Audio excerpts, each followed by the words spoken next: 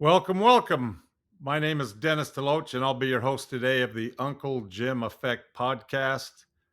This podcast is created to help all of us realize our God given potential.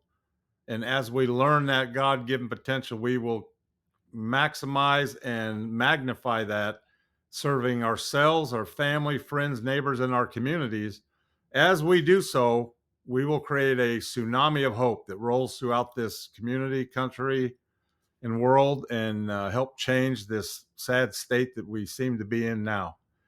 We know it can happen. Our goal is to reach millions and millions of people doing that. And with your help, we're on our way. So thank you so much. And again, welcome. This is episode number 48. Wow, we are closing in on 50 episodes. We're over 50,000 subscribers, and I can't thank you enough. So let's get started. Please like and subscribe below. Share this with family, friends. We're on Apple Podcasts, Spotify, and just I really appreciate it. It means the world to me, and I hope it's creating some value for you and giving you some benefit. So, what we're going to talk about today on this 48th episode is what we call quiet think time. And we're going to talk about that we need to calendar or schedule this on a daily basis. So, what is quiet think time? Before we get into that and why it's important, I want to start with some quotes because I love how for me, it's like a parable. They kind of start it for me and make my mind think about things, and it makes me and allows me to understand the concept a little better. I hope it does the same for you. So this was by Anonymous, but it said everything is created twice. First in the mind, then in reality. That should be enough to tell us that that's why we schedule daily quiet think time. Everything that we do in life is created twice, once in our mind and secondly in reality. And so if that's true, and I know it is true, the value and quality of the time we spend creating things in our mind should be the best quality we can. Too many of us run through life on a daily basis doing everything but slowing down, shutting off distractions, getting in a place that's quiet, turning everything off, and actually spending quiet time with ourself in our mind and letting that thought process, inspiration, communication, all of that happen. That's when it happens. George Bernard Shaw said, imagination is the beginning of creation. So before we can create something, we must imagine it. We must visualize it. We must picture it, and we must have it realized in our minds. So we need to spend good quality time. Albert Einstein, one of the greatest minds of all time, says imagination is more important than knowledge. Because if you think about it, most knowledge we gain comes from having an imagination to create something, or someone else created it that we're now going to study. And so I think that's important. William Blake said, what is now proved was once only imagined. And in this world and time that we live in with technology, wow, is that not true? Short 10, 20, 30 years ago, what we have now is unimaginable. And so at one point, 20 years ago, the things that we see now and absolutely see and visualize and know that it's a reality, back then people would have laughed at you. So that's what we're talking about. We have to be able to create in our mind exactly what it is that we want, whether that's a goal, an outcome, a result, a change in our life, finances, relationships, health, anything and everything must be created in our mind first and visualized before we can create it in reality. And then John Maynard Keynes said, ideas shape the course of history, specifically personal history. The ideas that we think of in our own mind will absolutely shape our personal history. So, how important is this concept? I would venture to say that generally speaking, a lot of the people listening to this podcast, including me up until many years ago, I did everything I could to avoid having downtime and quiet time because I thought, man, I'm wasting my time. Yet the ones, if you look at who are the people that actually love this concept and do this, look at who some of these names are and tell me if they're successful. Albert Einstein, Benjamin Franklin, Elon Musk, Bill Gates, Jeff Bezos, Warren Buffett, Oprah Winfrey. I mean, those are seven of the who's who names, and from billionaires to changing histories to concepts they thought 300 years ago were still in effect.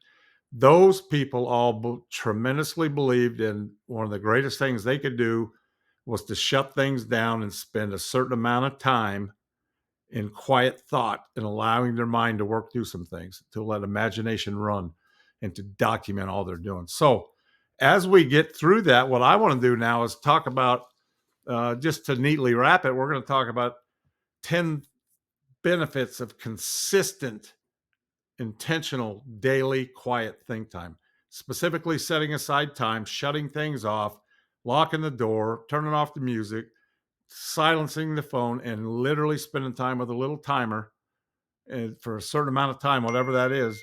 That's what we need to do, right? So, we're going to talk about some of these things and why they benefit us. And these are common sense, but I want to review them because it's that important.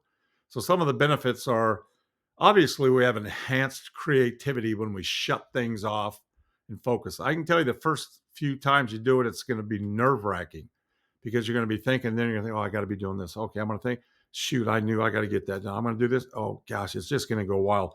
You will then focus to where eventually that 15 minutes, 30 minutes, whatever you set, your mind's going to go crazy as you're writing this down. Next thing you're going to know, the timer's going to go off and you're going to say, wow, I want to keep going. So anyway, that is going to enhance your creativity. It's going to improve your problem solving skills.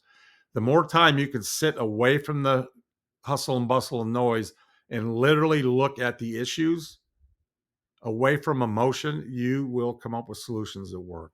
So it's going to improve your problem solving skills. It's going to increase your focus and concentration by focusing on quiet time, letting your mind go, or specifically saying, this period of time, I'm focusing on this issue. That's what I want to create my think time for now. Okay. It's also going to help clarity of thought, which goes without saying. It's going to reduce stress because it's a form of meditation. Meditation, we try to keep our mind clear, but this, we're specifically trying to focus and letting thoughts run through our mind, and we're not judging them as we're doing. We're just writing and writing and writing. It's going to give us enhanced decision making abilities because as we think through things free of emotion, looking at facts and letting our ideas work themselves out, we will work through problems. That's the definition of problem solving. It will embrace solitude. That is a dying art nowadays, is to be in quiet, peaceful bliss. Most of us need to have noise or something or scrolling or doing whatever we do, but embracing solitude will allow our imagination to get better. We'll have self discovery and personal growth. Self discovery is that you'll realize things about yourself that you didn't know if you never stopped to sit down and let things slow down. Personal growth, we always get better as we step back, look at issues, and create solutions. We'll become a lot more productive. It's an absolute fact. Look at the people that do this. Anytime you see people, successful people doing something, and they say success leaves clues, trust me, that list of names I just mentioned said they all love this concept. Why in the world would you and I need any other reason to do it? Innovation and breakthroughs will come. I've had it happen in my mind, and I'm as ADHD as you can get, and it's hard for me to sit still. But I've had breakthroughs in my mind for things I was looking at that helped me a ton because I just never slowed down. And finally, long-term vision development. This allows me to see the big picture, and it makes it easier instead of focusing my energy down and on the now, here and now. This allows us to do that. So that's 10 steps on how we can, what are the benefits. Now let's talk about how we maximize the quiet time. These are all going to be kind of straightforward, but we're going to go over them. So number one, find a quiet place. and it's got to be free from noise, interruption, uh, and we have to be able to do it. So it's got to be a quiet space where you can shut the door. It's got to be quiet. So doing it outside or in, or in a building where the door won't shut or there's traffic, it's not going to work. So find a quiet time. Number two, set aside specific time. That's what I like. I do mine specifically early in the morning because it's a lot easier for quiet time. And I just find that time is naturally quieter and you're more introspective. And it's so much better for me, but you find what works for you. Three, practice mindfulness or meditation. So I go through a meditation process first. It's about an 18-minute one that I go through. It's an I am affirmation meditation. I go through that. And then when I finish that, then I'll sit down and do a specific amount of time. Once I feel relaxed, my mind is clear, then I'll go right into that. Do whatever works for you. That's worked great for me. Number four, eliminate distractions. It goes without saying, shut off the phone, uh, shut the computer, do all those things. I do have a pad and paper. And part of the technique is to write things that come to mind. Don't judge anything. Write as fast as you can. Some days you can't write anything, and other days you wish you could keep going for hours and hours. So make sure you do that. Number five, do not judge. Again, as I said, write as fast as possible. And then at the end, go back and kind of make some notes out to the side. So you'll have written things and you'll say, I don't even remember what that means. But then you'll come up with some ideas. Oh, this is what I was thinking about. Make notes to the side. Then you can consolidate those small ideas. I specifically on number six, I like to define the topic. So I'll say, hey, today I'm going to focus on this business or this improvement concept or this thing. And when I do that, a lot of times it allows me to get a little deeper in that. Seven, embrace solitude. Sometimes we get nervous thinking, oh, I've got to do other things and I need music on in the background. You don't. Trust me, when you've got distractions, that's exactly what it is. It's a distraction. If you're focused on the music, you're not focused on the quiet time. Don't be afraid of the quiet time. That's the whole point of this.